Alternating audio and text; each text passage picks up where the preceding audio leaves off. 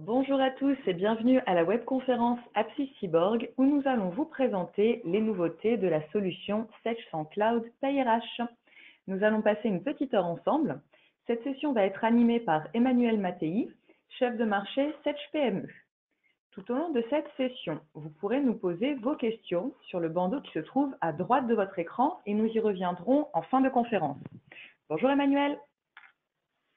Bonjour Charlotte, bonjour à tous. J'espère que vous m'entendez correctement et que vous voyez mon écran. On t'entend parfaitement. Parfait. Et on voit ton écran. Parfait. Du coup, je vous propose de démarrer dès à présent la présentation d'aujourd'hui sur le sujet de la paye et en tout cas faire un petit focus sur les actualités de cette nouvelle version dont je vais vous parler dans un instant. Alors, découvrons ensemble l'ordre du jour. Une petite minute pour vous parler d'Apsis Cyborg. On va parler ensuite de la paye et de l'écosystème, en tout cas tout ce qui tourne effectivement autour du sujet de la paye. On fera donc bien entendu un focus sur les nouveautés, ou en tout cas cette nouvelle version Paye V3 dont vous avez peut-être commencé à entendre parler. Je vous parlerai de Sage BI Reporting et de Sage Espace Employé. Et puis, je vous donnerai quelques pistes, quelques perspectives pour la fin d'année et pour les DSN de janvier 2021. Donc, quelques petits chiffres autour d'Apsis Cyborg. Donc, vous le savez, nous avons un peu plus de 30 ans maintenant. Je crois que ça fait au moins 3 ans que nous avons 30 ans. Il va falloir bien entendu bientôt qu'on fasse évoluer notre discours, mais nous avons donc un peu plus de 30 ans, gage d'expertise quand même. Nous comptons aujourd'hui un peu plus de 500 collaborateurs qui sont répartis dans 15 agences. Et Apsis Cyborg en 2019, c'est un chiffre d'affaires de 64 millions d'euros pour 3300 clients qui nous font confiance. Merci à vous tous de travailler avec nous, pour certains depuis de nombreuses années. Donc voilà quelques chiffres sur l'entreprise Apsis Cyborg, mais passons tout de suite à la partie paye et surtout autour de la paye. Alors bien entendu, aujourd'hui, on va faire un focus sur le métier de la paye et la paye Sage en tant que telle avec cette nouvelle version. Toutefois, autour de la paye et au-delà de tout ce qui concerne donc la gestion du légal, du déclaratif, du calcul et de l'édition des bulletins et du paiement des salariés, il y a un certain nombre de sujets qui doivent être pris en considération, sur lesquels nous pouvons vous accompagner avec soit des partenaires avec lesquels nous travaillons, soit des solutions que nous distribuons à Apsis Cyborg et pour lesquelles nous pouvons donc vous accompagner dans l'implémentation de ces solutions. Que ce soit tout ce qui tourne autour de l'accueil du collaborateur avec la dématérialisation du dossier du collaborateur, le suivi des évolutions du collaborateur dans l'entreprise, tout ce qui va concerner aussi la gestion des congés et des absences, la gestion dématérialisée des congés et des absences avec des portails collaboratifs que vous allez pouvoir rendre accessibles pour vos collaborateurs avec des solutions mobiles. On parle de mobilité de plus en plus. Et donc, on est pleinement sur ce type de sujet. Donc, la gestion des congés en dématérialisé, la distribution de façon dématérialisée des bulletins de salaire, une fois qu'ils ont été émis par la paye, il faut bien les distribuer, ces bulletins. Il y a désormais plusieurs façons de distribuer les bulletins. On peut aussi vous accompagner sur ces sujets-là. Également, le suivi et le traitement des notes de frais qui peuvent se retrouver directement traitées dans la paye. Donc, on va pouvoir aussi vous apporter des solutions sur ces sujets-là. Et puis, bien entendu, tout ce qui tourne autour du reporting et des éléments d'analyse que vous allez pouvoir réaliser en lien direct avec votre paye. Alors, sur le sujet de la paye, on va plutôt parler, par exemple, de l'égalité femmes-hommes, mais on peut aussi parler du registre de personnel ou tout un tas d'autres indicateurs dont vous pourriez avoir besoin pour pouvoir justement analyser votre masse salariale, par exemple, vos absences, tous ces sujets-là. Donc, tous ces sujets sont des sujets sur lesquels on va pouvoir vous accompagner et si vous le souhaitez, si vous souhaitez qu'on échange autour de ces différents sujets, si vous voulez qu'on prenne un peu de temps de façon individuelle pour faire une présentation dédiée et travailler sur vos projets, bien sûr, on est à votre disposition pour échanger sur ces sujets-là. On va se concentrer sur la partie Paye sans cloud, donc c'est la V3 qui est sortie il y a 2 semaines. Une des nouveautés principales de cette version Paye sans cloud V3, c'est la gestion de l'indemnisation maladie. Donc l'idée et le contexte, c'est de pouvoir gérer l'indemnisation par l'employeur des salariés qui seront en arrêt, en fonction bien entendu des règles de maintien qui sont en vigueur dans l'entreprise. Donc on parle de règles légales, on parle de dispositions conventionnelles, et donc on va voir qu'on va pouvoir désormais paramétrer ces informations-là de telle façon à ce que les calculs se fassent de façon automatique. C'est-à-dire que le nombre de jours à indemniser en fonction du taux effectivement qui doit être maintenu va se calculer automatiquement et non plus avec un fichier Excel que vous étiez tous et toutes amenés et peut-être contraints à suivre jusqu'à présent. Donc effectivement, l'intérêt pour vous, c'est d'avoir d'oublier, ou en tout cas progressivement, on va dire, d'abandonner ce fichier Excel, d'avoir donc ce calcul automatique du nombre de jours à indemniser qui va être fait, et puis surtout les informations vont être stockées et historisées au niveau de la paye. Donc on va voir ça dans un instant. Un des exemples de cette indemnisation maladie, c'est typiquement de prendre en considération la durée et le pourcentage de l'indemnité qui vont être fonction de l'ancienneté du collaborateur dans l'entreprise. Donc, par exemple, ici, on a illustré un cas d'école où on est sur 90% de maintien sur une ancienneté de 1 à 5 ans, puis 66% au-delà. Donc, c'est 90%, oui, 30 jours à 90 et 30 jours à 66, excusez-moi. Donc, ok, je vais vous montrer dans la paye une illustration de ce genre de règles. Donc, il faudra bien entendu passer un peu de temps pour étudier avec vous les différentes règles qui existent dans votre entreprise. On viendra paramétrer ces éléments-là de telle façon à ce qu'ensuite les calculs puissent se faire en automatique. Donc, dans la paye, il va y avoir une gestion qui va se faire par type d'arrêt.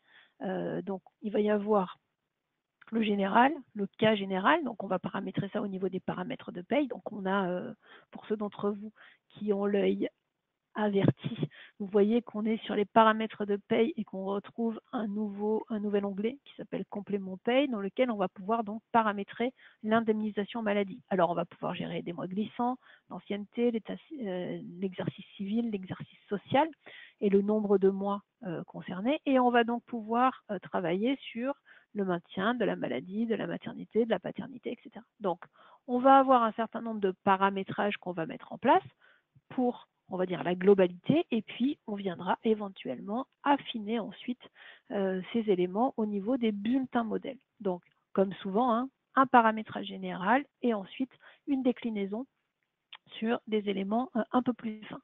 Donc, on viendra déterminer quelles sont les rubriques qui doivent être mouvementées dans les bulletins des collaborateurs et comment donc sont calculées l'indemnisation qui va avec. Donc on créera de nouvelles constantes. L'objet, ce n'est pas de faire une formation ce matin, mais c'est de vous montrer la logique et l'illustration. Donc, un nouveau paramétrage au niveau des paramètres de paye. Vous verrez aussi que dans la fiche salariée, on va disposer désormais d'une nouvelle page dans la fiche salariée, cette page qui s'appelle indemnisation maladie. Et cette page indemnisation maladie va nous permettre de faire deux choses. La première, au moment de l'initialisation de la mise en place de cette nouvelle fonction, on viendra saisir ou en tout cas enregistrer les informations, les arriérer pour pouvoir faire un décompte correct. Et puis au fur et à mesure que vous allez ensuite calculer vos bulletins avec cette nouvelle fonction, ces éléments viendront se mettre à jour. Et donc on aura bien la lecture du nombre de jours qui auront été indemnisés par le collaborateur. Ici, je suis sur la fiche du collaborateur 3100. Donc, pour chaque individu, le nombre de jours qui a été indemnisé en fonction du pourcentage de maintien et éventuellement le nombre de jours qu'il resterait à indemniser, encore une fois en fonction des règles qu'on aura mis en place. Également, parmi les autres points, on va retrouver une nouvelle page maintien dans la fenêtre de l'arrêt de travail. Et donc, cette page maintien au niveau de l'arrêt de travail, elle se mettra à jour une fois qu'on aura calculé le bulletin. Et c'est à cet endroit-là donc qu'on pourra aussi visualiser les informations. Alors, je vais basculer dans la paye tout de suite pour vous montrer cette fonctionnalité. Alors, j'ai fait un certain nombre de paramétrages, ce que je vous ai montré tout à l'heure, et je vais vous montrer directement le résultat. C'est-à-dire que je vais venir saisir un arrêt de travail pour mon salarié, Aline. Pour ce salarié, je vais lui enregistrer de la maladie. Donc, on est sur la paye de mai. Elle a déjà eu un arrêt de travail en avril. Et je vais lui saisir un arrêt du 1er au 31 mai.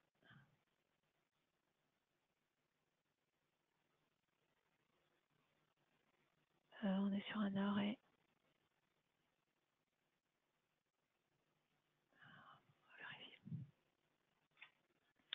Donc, j'ai saisi l'arrêt. Je vais aller calculer le bulletin. Et donc, vous voyez que dans mon bulletin, j'ai les deux lignes qui se sont déclenchées pour l'indemnisation à 90%, 10 jours, et 21 jours sur l'indemnisation aux 2/3. Donc, ces éléments-là, donc le résultat qui est là, c'est simplement le fruit du paramétrage qui a été mis en place. Et donc, au niveau à la fois des paramètres société, du bulletin modèle du collaborateur et des éléments en termes de constantes, je suis allée paramétrer l'ensemble des éléments pour pouvoir justement avoir cette information directement à jour. Et les éléments vont être bien entendu stockés. Donc si je vais maintenant dans la fiche de mon collaborateur, dans l'onglet indemnisation maladie, vous voyez que je retrouve les informations du calcul du bulletin. Donc j'ai 10 jours sur l'indemnisation de rang 1 à 90%, 21 jours sur calculés, qui ont été stockés, qui sont donc conservés, bien entendu, ça vous permettra de visualiser ces éléments-là. Et si je retourne dans ma partie arrêt de travail, sur l'arrêt de travail du 1er au 31 mai, ici, j'ai une fenêtre maintien qui est désormais à jour. Alors, je n'ai pas mis de carence, mais j'aurais bien entendu pu le réaliser. Et donc, j'ai ici l'information et l'historisation des informations. Donc, pour pouvoir arriver à ce résultat, il y aura bien entendu un peu de paramétrage à faire, c'est ce que je vous disais tout à l'heure. Il faudra analyser vos conditions et les modalités selon lesquelles on souhaite les mettre en place. Mais pour le coup, en termes de restitution derrière, vous voyez, le calcul se fait automatiquement directement dans le bulletin. Ça fait un certain nombre d'années qu'on attendait ce genre de fonction, donc on est assez content de pouvoir vous les présenter aujourd'hui et en tout cas vous montrer la restitution. Alors, je rebascule sur cette partie. Donc ça, c'était pour la partie indemnisation maladie. On pourrait y passer des heures, mais il y a un certain nombre de sujets que j'aimerais partager avec vous. Donc pour le coup, voilà en tout cas l'illustration de cette indemnisation maladie. Une autre nouveauté fonctionnelle assez significative qu'on attend aussi depuis un certain nombre de versions, on va dire, c'est la possibilité de faire de l'import de données à la fois pour du multifichier et aussi pour du multisociété. Vous êtes nombreux à avoir besoin d'importer des données tous les mois quand on parle d'import de données, ce sont les éléments variables de paye, ce sont peut-être des éléments en provenance d'une gestion des temps, ce sont peut-être des éléments qui proviennent d'autres sources de données, des absences, des informations salariées, bref, tout un tas d'informations que vous devez importer manuellement, clic droit importer, et si en plus vous avez la charge de plusieurs sociétés, eh ben, vous allez devoir répéter cette même opération autant de fois que vous avez de fichiers à importer dans les différentes sociétés. Donc c'est très fastidieux, c'est source d'erreur. Donc on a désormais une nouvelle solution, donc c'est une solution qui s'appelle Connect Import. C'est un petit programme qui est complètement autonome mais qui est inclus dans l'offre Paye, ce n'est pas une option. C'est bien une nouvelle fonctionnalité et ce programme, il va vous permettre de paramétrer des scénarios d'importation de données multiples, que ce soit des données qui concernent les salariés ou des données qui concernent les absences. On reste sur les formats d'import traditionnels que vous exploitez aujourd'hui. Donc, si vous importez des formats qu'on appelle EV pour les éléments variables ou BM pour les bulletins ou VM pour les valeurs. Bref, donc ces formats-là qui sont des formats que vous utilisez aujourd'hui, on va pouvoir les utiliser de façon, automatique avec cet outil. Et ce qui est intéressant, c'est qu'on va avoir un suivi du bilan des importations. Donc, j'ai mis ici quelques copies d'écran de l'image en fait que vous allez récupérer. Donc, sur ce Connect Import, vous allez avoir un premier écran d'importation dans lequel on va effectivement venir indiquer où sont stockés les éléments donc à importer. Et ensuite, on va expliquer si on veut ou pas procéder à une modification des fiches, quelques éléments de paramétrage que vous reconnaissez ici pour le format de l'année par exemple, etc. Et est-ce que je veux ou pas supprimer les fichiers que j'ai utilisés après l'import. Donc ça, c'est juste une case à cocher, c'est plutôt assez simple. Dans la partie droite de mon écran, j'ai la liste de toutes les sociétés que vous reconnaissez avec l'extension PRH. Donc moi, j'ai 3 sociétés, import 1, import 2, import 3. Et dans chacune de ces sociétés, j'ai un certain nombre de fichiers à importer. Donc je suis simplement allé les glisser dans les différents répertoires. Si pour une raison ou pour une autre, je ne souhaite pas importer tel ou tel fichier, il suffit que je le décoche. Et une fois que les éléments à importer sont OK sur les différentes sociétés, et je valide le traitement et ensuite, une fois que j'ai validé ce traitement, je vais avoir un rapport d'importation. Alors, j'ai volontairement présenté ici un rapport avec des importations qui se sont très bien passées. Donc là, j'avais importé les BM, vous voyez, on est sur du code couleur, du vert et du rouge. Donc vert, tout s'est bien passé. En rouge, j'avais un petit souci. Donc là, pour le coup, j'avais forcé un paramétrage de telle façon à ce qu'effectivement, j'ai une erreur. Et puis, vous voyez surtout qu'on a la visualisation de l'erreur, donc on viendra très facilement corriger cette information pour pouvoir après avoir les informations. Et puis ce qui est intéressant, c'est que vous allez avoir la possibilité de tracer tous les imports que vous aurez fait dans toutes vos bases, puisqu'on va pouvoir donc retrouver les informations en fonction des périodes que vous pourrez sélectionner dans cet écran. Donc on aura vraiment la possibilité de tracer tous ces éléments. Donc ça, encore une fois, c'est la deuxième grande nouveauté de cette version V3 de la paye sans cloud. Il y a aussi quelques autres améliorations fonctionnelles qu'on souhaitait mettre en avant. Alors, on parle de la récupération via EDI des FPOC. Vous savez, les FPOC, on vous en a déjà parlé, ça fait au moins 1 an et demi qu'on vous en parle. Ce sont les fiches de paramétrage des organismes complémentaires.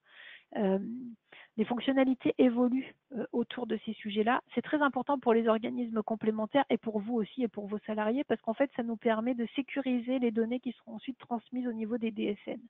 Donc, de plus en plus, les différentes instances vont nous mettre à disposition des données pour pouvoir justement procéder à l'import de ces informations. Vous le connaissez avec l'import, la récupération des topaz, par exemple. On a de plus en plus la possibilité justement de faire ce genre de manipulation. Donc, la récupération des fiches POC améliorée. On a aussi une centralisation des contrôles DSN. Vous verrez dans SedgeDS, on a la possibilité de retrouver plus facilement les éléments avant envoi pour pouvoir, encore une fois, sécuriser les données qui sont transmises au niveau des DSN. On a aussi le portail Sage EDI Online. Certains d'entre vous l'utilisez déjà. Petit à petit, tout le monde passera sur ce portail Sage EDI Online qui permet d'ores et déjà la récupération des topasses et qui, petit à petit, va permettre d'importer des nouvelles données. On pourra importer les taux AT au mois de septembre. On pourra aussi se concentrer sur l'import des taux assurance chômage sur la partie bonus-malus qui est prévue au mois de décembre. On en reparlera quand on aura un peu plus de visibilité sur la DSN. Et ce portail Sage EDI Online, en fait, ce qui est intéressant, c'est qu'il va vous permettre de suivre, par exemple, les DSN et les AED en fonction des différentes sociétés, des différents établissements qui sont les vôtres, des différentes périodes. Et donc, vous avez en fait un portail qui vous permet donc de suivre et de tracer les informations et donc de visualiser, bien entendu, par exemple, sur le suivi de la DSN, de voir le bilan reçu et d'avoir le certificat de conformité qui va avec. Donc en fait, le portail va se connecter directement à Net Entreprise et vous récupérer les informations. Donc ça, c'est une illustration effectivement du portail Sage EDI Online. Toujours dans les améliorations fonctionnelles, alors certaines ont déjà été abordées avec la V2. Je me permettais de les rappeler parce qu'il me semblait que c'était intéressant. Je vous rappelle que vous avez la double édition et le double stockage des bulletins clarifiés et des bulletins détaillés. Donc à la fois au moment de l'édition, mais aussi au niveau du duplicata, vous pouvez conserver le bulletin clarifié et le bulletin personnalisé, détaillé. Oui. Vous avez une fonction que vous avez découvert normalement en début d'année 2020. C'est la possibilité de gérer les régularisations de cotisations. Donc, si vous devez revenir sur un taux, par exemple, l'outil va être en capacité de générer tout seul les régularisations en fonction de l'ancien taux et du nouveau taux. C'est lié avec l'évolution de la codification des rubriques qui est passée sur 5 positions et qui permet de fait à Sage de pouvoir donc automatiser cette gestion des régularisations, là où avant, il était nécessaire de créer manuellement les rubriques de régularisation et c'était non seulement lourd et fastidieux, mais en plus c'était extrêmement chronophage.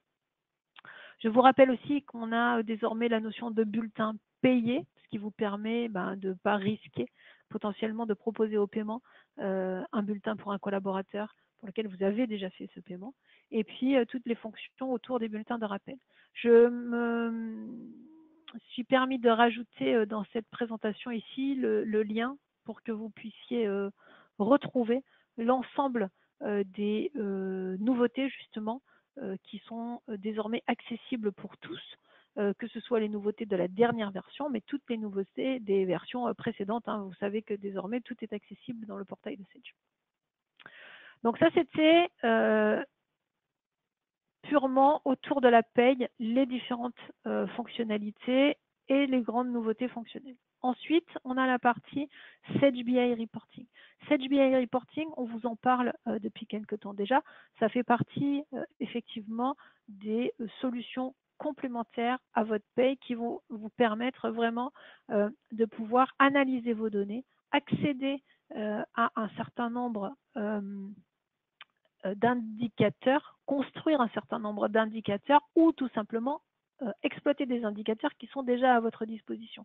Dans le contexte de la paye, c'est tout particulièrement tout ce qui concerne la partie égalité femmes-hommes, des sujets autour de la BDES, certains indicateurs clés de la BDES que vous allez pouvoir extraire très facilement simplement en connectant votre paye à Sage BI Reporting. Et ensuite, vous allez pouvoir aussi partager cette information en toute simplicité. On est sur du classeur Excel. Donc, soit vous allez pouvoir communiquer le fichier Excel figé à des collaborateurs qui n'ont pas à pouvoir rafraîchir les données, soit vous avez aussi la possibilité de rendre accessibles ces analyses à justement des personnes qui n'ont pas accès à la paye, mais qui sont tout à fait habilitées à pouvoir analyser ces données. Dans la partie centrale de cette slide, on a la liste de tous les indicateurs qui sont proposés en standard et vous savez que vous allez pouvoir créer de toutes pièces de nouveaux indicateurs. En termes de présentation, on a par exemple ce type de tableau qu'on va pouvoir construire ou en tout cas exploiter sur voilà, l'analyse de l'effectif au 31 mars 2020. C'est vraiment l'image de votre société à ce moment-là. Je vous rappelle aussi, ou je vous informe qu'il existe un module qui s'appelle l'automate. Et ce module, cet automate, il va vous permettre de programmer la diffusion des informations. C'est-à-dire qu'une fois que les indicateurs sont construits, vous avez aussi la possibilité de les envoyer à certains destinataires sans que pour autant ces destinataires aient la paye. Et ces destinataires peuvent aussi récupérer les fichiers actualisés sans que pour autant, encore une fois, ils aient besoin d'avoir des droits particuliers au niveau de la paye. C'est juste l'automate qui rafraîchit les données et qui les distribue aux personnes qui sont déterminées comme les destinataires de ces indicateurs. Donc, on a fait le tour de la paye, on a parlé de Sage BI Reporting et on voulait passer quelques instants aussi sur tout ce qui concerne la partie collaboratif et la partie connectée de cette paye. Vous le savez, depuis quelques mois déjà, Sage propose désormais une solution qui s'appelle Sage Espace Employé. Sage Espace Employé, c'est une solution 100% SaaS qui va vous permettre, en connexion directe avec votre PaySage, de proposer à vos collaborateurs un portail de gestion des congés et des absences. Ce portail de gestion des congés et des absences va permettre à chaque collaborateur de disposer en temps réel des informations le concernant sur les soldes de ses congés et la possibilité de poser ses demandes de congés sur une interface moderne, y compris sur une application mobile, on va y arriver dans un instant. Donc, Sage Espace Employé, aujourd'hui, ce sont deux modules. Un module de gestion des congés et des absences et aussi un module dossier salarié. Dans la partie congés et absences, je viens de le préciser, on gère les demandes de congés. Le manager valide les demandes de congés ou les refuse. Et ensuite, au niveau de la paye, vous récupérez l'ensemble des absences qui auront été validées directement dans votre PaySage. Plus de ressaisie, plus de problèmes de collaborateurs qui auraient pris trop de congés ou de RTT alors qu'il n'en a pas droit, puisque de toute façon les règles ont été déterminées dans le paramétrage. Et puis on évite et on oublie toute la gestion de la paperasse, si je peux utiliser ce terme, et les demandes manuscrites ou par mail pour la gestion des congés et des absences. Et en plus, vous allez avoir la possibilité de disposer d'un planning pour pouvoir donc rendre accessible le planning des absences des collaborateurs. Alors, avec une gestion des droits, est-ce que je veux que Emmanuel ait la lecture sur l'ensemble des congés et des absences de l'ensemble des collaborateurs de l'entreprise? Pas forcément, mais je pourrais bien entendu paramétrer ce genre de choses. Donc, le premier module, gestion congés et absences, et ensuite le deuxième module, dossier salarié, qui est sorti au mois de mars. Et ce module dossier salarié va permettre en fait de partager les données du dossier du collaborateur.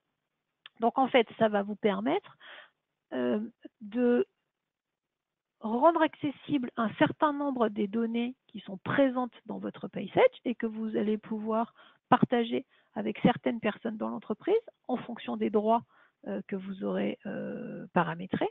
Mais ça peut vous permettre aussi de construire et d'enrichir ce dossier du collaborateur avec des données qui n'existent pas en paye. Par exemple, des données qui sont propres à votre métier, une certification ou une accréditation sur telle ou telle spécificité, une accréditation à l'électricité au 320, un CACES, un permis particulier pour conduire tel ou tel véhicule, tout ce qui va concerner les équipements de protection individualisés.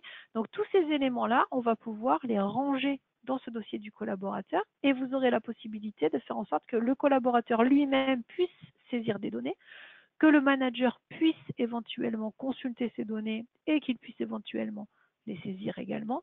Et puis, vous, en tant qu'administrateur, vous aurez de toute façon la visibilité sur l'ensemble de ces données. On peut bien entendu mettre en place un processus de validation pour pouvoir autoriser un changement dans ce dossier du collaborateur. Et donc, vous, ça vous permet de centraliser les données et de disposer de l'ensemble des informations dont vous aurez besoin sur le dossier du collaborateur. Et puis, en septembre, on devrait avoir ce qu'on a appelé éléments variables de paye, c'est-à-dire des notions complémentaires, comme par exemple la possibilité de saisir à distance des primes ou des heures supplémentaires ou complémentaires pour pouvoir après enrichir directement le bulletin du collaborateur. Et cette solution Sage Espace Employé, c'est un outil, je vous le disais, alors bien entendu, on est sur une connexion web, je vais vous le montrer, mais on est aussi sur une solution avec ce qu'on appelle une application mobile. Donc ça veut dire qu'on va avoir la possibilité de disposer d'une application mobile qui va vous permettre qui va permettre aux collaborateurs ou aux managers de saisir ses congés directement sur ses demandes de congés directement sur son smartphone, et le manager va pouvoir également visualiser le planning sur son smartphone et valider ou refuser les congés directement sur son smartphone. Et il est possible également d'avoir une synchronisation avec ce qu'on appelait Office 365 qui s'appelle maintenant Microsoft 365 ou Google Suite pour pouvoir avoir ces informations dans l'agenda. Donc je pose par exemple une visite médicale, un rappel pour une visite médicale, et je vais avoir cette information dans mon agenda. J'ai choisi dans le dossier des collaborateurs de gérer, pourquoi pas, une donnée que je vais appeler entretien avec une date de rappel. Je peux du coup avoir le lien avec cette information. Je veux gérer le télétravail qui est une absence sans vraiment en être une. Je vais pouvoir gérer cette notion de télétravail dans cet espace employé, le matérialiser avec un code couleur particulier, bien entendu faire en sorte que cette notion ne soit pas décomptée du temps de travail du collaborateur, mais par contre, j'aurai la matérialisation directement dans le calendrier. Donc ces éléments-là, on va pouvoir les traiter avec Sage Espace Employé. Très simplement. Donc Sage Espace Employé, on va y aller.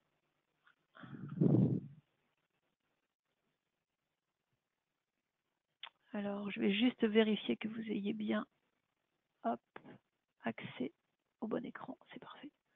Donc, Sage Espace Employé, c'est un lien au travers d'une URL. Donc, on se connecte.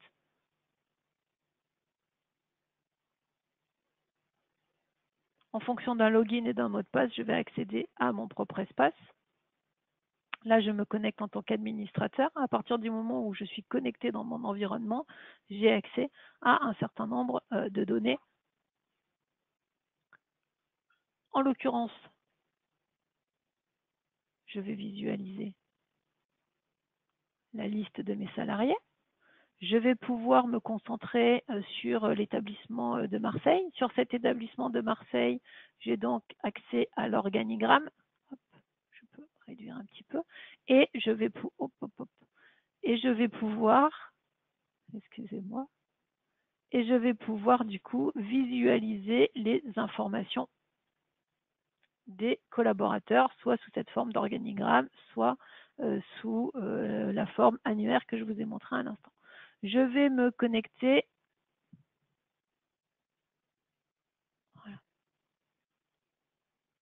en tant qu'utilisateur pour pouvoir, par exemple, poser une demande de congé. Donc, je me déconnecte ici.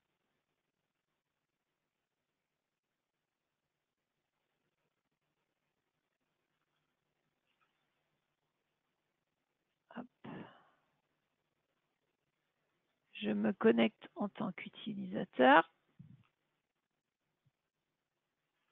Et en tant qu'utilisateur, je vais visualiser mon planning. Vous avez vu rapidement, je suis allée un peu vite, que je peux aussi visualiser mes soldes. Je les retrouve ici. J'ai accès à mes propres soldes de RTT, de congés. Alors bien entendu, tout dépend des règles qu'on a mis en place dans l'entreprise et des éléments qu'on a synchronisés avec la paye.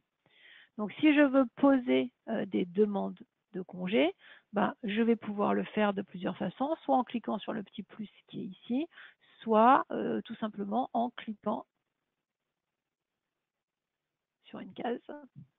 En fonction des droits qu'on m'a autorisés et du profil qui est le mien, j'aurai peut-être droit à des congés ou et également à des RTT. Donc en fait, cette liste ici, elle va être accessible en fonction des éléments de paramétrage. Supposons par exemple que je positionne du télétravail, puisque dans cette société, on a décidé que c'était le collaborateur qui positionnait du télétravail. Ça pourrait être une présentation différente. Donc là, le collaborateur indique qu'il sera en télétravail sur le lundi 27. Donc son manager en sera informé et son manager pourra valider cette demande de télétravail. On peut aussi imaginer qu'il n'y ait pas forcément de processus de validation et que cette demande-là soit automatiquement acceptée et qu'il ne s'agisse que d'une information. Tout ça, ce ne sont que des questions de paramétrage. Donc, en tant qu'utilisateur, j'ai fait mes demandes. Alors, bien entendu, je peux le faire pour cette semaine, mais je peux aller me projeter dans le temps et venir positionner des vacances pour, par exemple, le mois d'août. Et là, catastrophe. Je n'ai pas assez de jours, ni pour les CP, ni pour les RTT. Donc, il va falloir peut-être que je me rabatte sur du congé sans solde. D'accord? Donc, toutes les règles de paramétrage, bien entendu, sont gérées en amont et le collaborateur ne va pas pouvoir prendre plus de jours que ce à quoi il a droit. J'ai ici le décompte qui est proposé.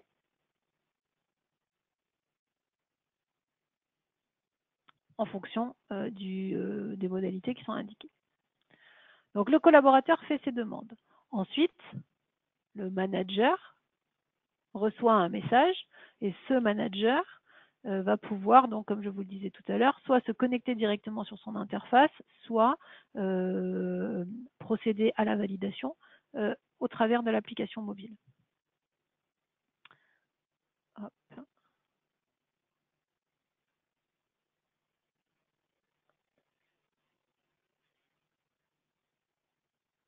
En tant que manager, sur mon écran d'accueil, j'ai ici la liste des demandes à traiter. Donc, dans la liste des demandes à traiter, je vais avoir la liste des demandes des collaborateurs que je manage. Donc, je vois ici que j'ai la demande de Claudio. Eh bien, il suffit que je la valide par là, si je le souhaite. Ou alors, je vais pouvoir accéder à la même information au travers du planning. Il y a un léger décalage là au niveau de l'affichage, c'est lié à Chrome. Ce sera corrigé très prochainement. Ça marche très bien cet affichage-là sur Firefox. Je vais donc valider la demande de mon collaborateur et tout de suite, le planning se met à jour. Le collaborateur a reçu un message comme quoi sa demande a été validée et son planning est actualisé. Donc, tous ces éléments en fin de mois, je les retrouverai dans ma paye avec la possibilité de récupérer donc tous les éléments. Est-ce que cette absence télétravail est matérialisée dans la paye? Pas nécessairement. Donc peut-être que je n'aurai pas paramétré de récupération de cette information-là. En revanche, les absences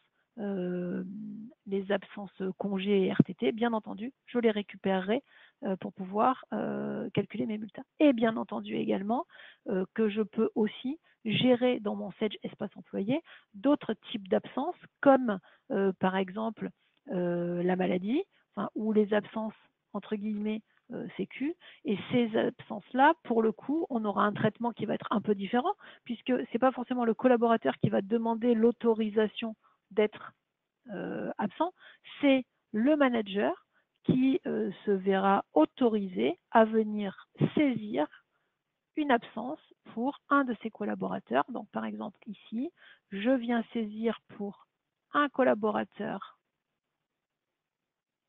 Si je l'ai mis en place, je vais pouvoir mettre en place ici une saisie d'une absence maladie ou d'un arrêt quelconque à partir du moment où j'aurai effectivement fait le paramétrage. Donc voilà très très rapidement une petite illustration de ce que je peux retrouver dans mon module gestion des congés. Dans la partie dossier salarié, je vais retrouver en fait des informations sur la fiche du collaborateur. Donc sur la fiche du collaborateur,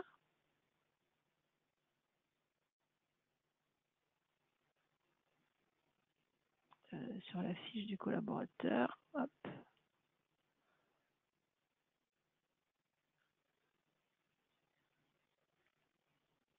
Donc sur la fiche du collaborateur, je vais pouvoir créer tout un tas d'informations qui peuvent être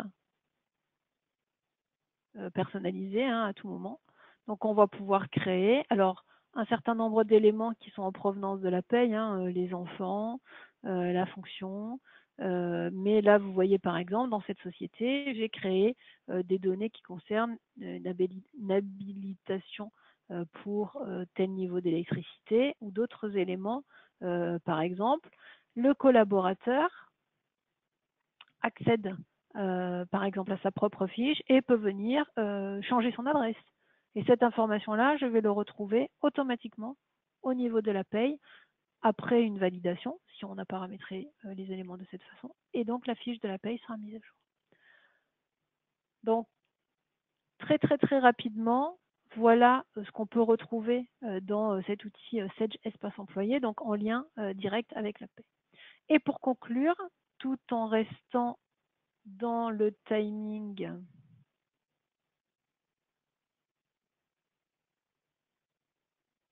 qui était le nôtre, hop, où je suis. Je vous prie de m'excuser, je suis perdue. Voilà, pardon. Donc, pour conclure là-dessus,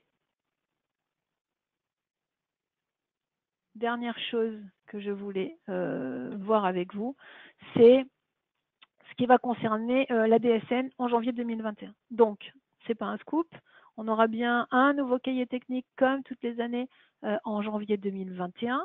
Dans ce cahier technique, il est déjà publié et il y a des évolutions qui ont été notifiées. Déjà, ce que nous savons, c'est qu'il faudra forcément procéder à la mise en place de la version de fin d'année, comme d'habitude. Donc on aura une version qui va arriver mi-décembre et dans cette version, on aura les derniers réglages pour la DSN de l'année 2021. Un certain nombre d'évolutions seront déjà proposées normalement avec un plan de paye en septembre. On reviendra vers vous par rapport à ça, mais de toute façon, il faudra bien faire la mise à jour comme toutes les années en fin d'année. Parmi les nouveautés dont on a eu connaissance, on sait qu'il va y avoir une nouvelle définition de la rémunération nette fiscale qui intègre les heures supplémentaires exonérées. Il faudra déclarer le montant des heures défiscalisées sur 2020. Et il va y avoir aussi des éléments sur le bonus-malus dont je vous parlais tout à l'heure. Les modalités ne sont pas encore complètement déterminées, donc on attend des informations. Il est très vraisemblable qu'on soit à peu près sur la même charge de travail et sur la même, la même charge de travail que ce qui a été nécessaire pour l'année 2020. Voilà, pour se projeter un peu par rapport à ça. Avec les éléments dont on dispose aujourd'hui, on part sur ça en termes d'accompagnement pour la DSN 2021. Bien entendu, on est en train de travailler sur le sujet et on communiquera tous les éléments dès qu'on les aura. Voilà ce que je voulais vous dire aujourd'hui sur les nouveautés de la paye, sur Sage BI Reporting, sur SEE et sur cette fonction donc d'indemnisation maladie. J'espère que vous avez eu une bonne première vision de ces éléments-là et je vais repasser la parole à Charlotte et pour passer après également à la partie questions-réponses. Merci Charlotte. Merci Emmanuel. Bien, nous avons une première question, Emmanuel. Donc, par rapport aux IJSS bruts estimés, l'option peut-elle être désactivée après que nous passions les IJSS seulement une fois qu'elles sont... Alors ça a coupé, mais oui. Donc on parle bien de deux choses différentes. Il y a le calcul du maintien et la gestion des IJSS. Donc pour le coup, ce que je vous ai présenté, c'est bien la partie indemnisation employeur et la gestion des IJ se fait en parallèle. Donc il y a bien deux modalités différentes. Donc on peut bien faire l'un puis l'autre, ou l'un indépendamment de l'autre. J'espère avoir répondu à la question. Alors, nouvelle question. Sedge Espace Employé gère-t-il la gestion des temps? Alors, pas encore. Pas encore. Il y a une première ébauche de suivi du temps du collaborateur, c'est-à-dire qu'on peut très bien indiquer à quelle heure le collaborateur commence et à quelle heure il s'arrête. En tout cas, il a un planning théorique, mais le module suivi des temps en tant que tel fait partie de la roadmap, mais n'est pas encore disponible. Mais on a d'autres solutions à vous proposer. Enfin, on peut échanger sur ce sujet parce qu'il y a des alternatives. Serons-nous obligés de changer de version en fin d'année, donc c'est-à-dire passer à la version 3 pour la partie DSN, alors que les nouveautés présentées ne nous concernent pas? Alors oui, de toute façon, en paye, on doit faire une mise à jour par an. Donc la V3, c'est le socle qui servira après à la 3.1 vraisemblablement, qui sortira 3.1 ou 3.2 qu'on aura donc cet hiver. Et oui, on aura besoin de faire la mise à jour de fin d'année, comme toutes les années, pour pouvoir être en capacité de générer la DSN en conformité avec ce qui est attendu. Alors, nous avons plusieurs questions donc sur la présentation PowerPoint, donc je vais me permettre d'y répondre. Ferons suivre après le webinar la présentation PowerPoint qui vous a été déroulée ce matin. Alors, une nouvelle question, Emmanuel, concernant donc les congés. Nos congés sont décomptés en heures. Est-ce faisable avec Sedge Espace Employé? Oui, enfin c'est à étudier, mais on peut très bien gérer les compteurs en jours ou en heures. Et après, on peut très bien imaginer avoir une gestion des jours de congé pour le collaborateur, parce que peut-être que le collaborateur il pose une journée de congé et après c'est la valorisation dans le bulletin qui est en heures. Donc si c'est de ça dont vous parlez, on peut aussi faire ce genre de choses, puisqu'en fait on va gérer, j'en sais rien moi, 2 jours d'absence dans SEE et la paye valorisera l'absence en heures si c'est comme ça que vous le gérez. Donc on peut, ou alors on peut dire bah non, je prends des heures de repos et dans ce cas-là, le collaborateur viendra dire je prends 1 heure de repos ou 2 heures de repos ou X heures de repos. En espérant encore une fois avoir répondu à la question. Alors, nouvelle question. Donc, c'était sur la partie Connect Import. Est-ce que l'import des topaz se fait également? Ah oui, l'import des topaz se fait déjà depuis l'année dernière, l'année d'avant. L'import des topaz se fait avec le portail. Oui, oui, tout à fait. Y aura-t-il une évolution d'Excel vers Google? Donc ça, c'était... Ça a coupé Charlotte. Je n'ai Pas de pas entendu souci. la question. Je reprends. Donc, dans la partie, on était dans la partie Sage BI Reporting. Donc, nous a été posé comme question, y aura-t-il une évolution d'Excel vers Google Sheets? Alors, pas à ma connaissance. Pour l'instant, c'est vraiment Excel qui est l'outil utilisé par Sage BI Reporting. Quels sont les prérequis pour la V3?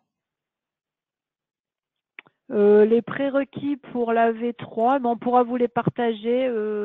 Rien d'extraordinaire par rapport aux versions précédentes. Attention à SQL et à Windows, mais je ne crois pas qu'il y ait de révolution particulière par rapport à ce qu'on avait l'année dernière. On va vous les mettre à disposition, ça c'est très facile. Et d'ailleurs, c'est à disposition aussi sur le site de Sage. Mais on pourra vous les partager. La nouvelle version va-t-elle gérer le maintien du net en prenant en compte les IJSS plus IJ prévoyance et complément employeur? Non, ça, ce sont deux choses différentes. Donc, ça veut dire qu'on peut le faire, mais ce sont deux aspects différents de la notion. Donc, il y a donc c'est faisable, mais c'est des compléments de paramétrage et surtout des compléments de formation pour vous montrer comment ça fonctionne. Y a-t-il une possibilité d'importer l'historique des arrêts sans forcément saisir l'arriéré? Alors, ça sera possible sur la version de septembre. Donc, effectivement, pour l'instant, vous avez bien noté que j'ai bien dit qu'il était nécessaire de saisir les éléments. Il sera possible de faire un import sur on aura une version en septembre qui nous permettra de faire cet import. Et donc, a fortiori, la version de fin d'année permettra bien entendu de faire les imports puisque ça sera disponible dès septembre. Je gère actuellement les commandes TR en extra paye. Avec la nouvelle solution, comment cela peut-il se passer? Alors, les commandes de tickets restaurants, normalement, on a déjà un format qui existe dans la paye. Donc, il y a une fonctionnalité qui permet de générer les commandes de tickets restaurants. Donc, peut-être qu'on pourrait regarder si cette fonctionnalité peut correspondre à vos besoins, puisque, je ne sais pas si vous ne le faites pas parce que vous n'en avez pas connaissance ou si parce que vous avez identifié qu'il y avait quelque chose qui n'allait pas, mais en tout cas, il y a une fonctionnalité dans la PaySage aujourd'hui qui permet de générer les commandes de tickets restaurants. Donc, ça vaut peut-être le coup de passer un petit peu de temps pour pouvoir regarder si ça pourrait vous convenir. Lorsqu'on a un logiciel RH qui gère déjà les congés payés et absences, est-il possible d'intégrer en paye les éléments sans utiliser cet espace employé?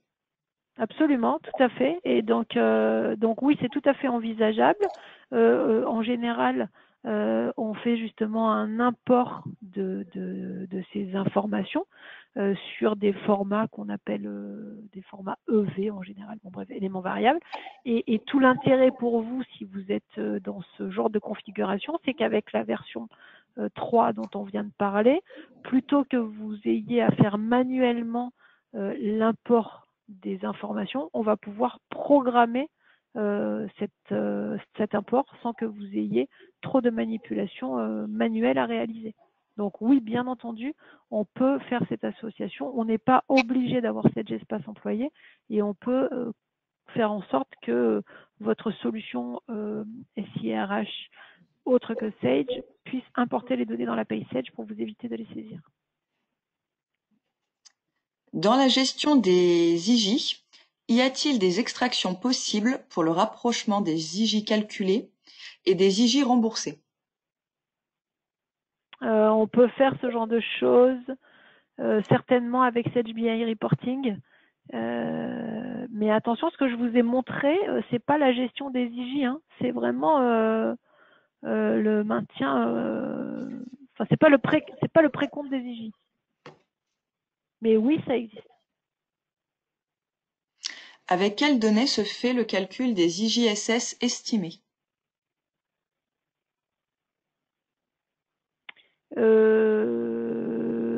Ça dépend du paramétrage qu'on mettra en place. Il faudrait qu'on en discute peut-être de façon individuelle.